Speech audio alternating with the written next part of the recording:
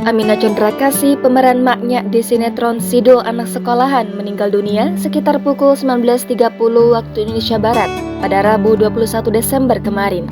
Penyebab aktris berusia 84 tahun meninggal tersebut diduga karena penyakitnya yang sudah lama diderita. Pemeran Hans dalam sinetron Sidul Anak Sekolahan, Adam Jagawi, membenarkan hal tersebut.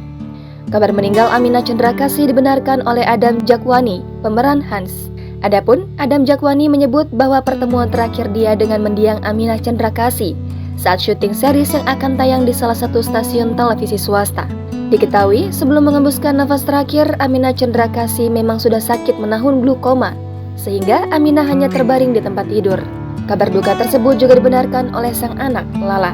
Rencananya, jenazah maknya akan dimakamkan di Taman Pemakaman Umum Karet Bifak, Jakarta Pusat. Lebih lanjut, Lala menyebut jenazah maknya akan ditumpuk dalam satu liang lahat dengan ibundanya, Mak Uwo alias Woli Sutina. Saat ini, jenazah telah berada di rumah duka di kawasan Japos, Tangerang, Banten. Jangan lupa subscribe, share, komen, dan like ya!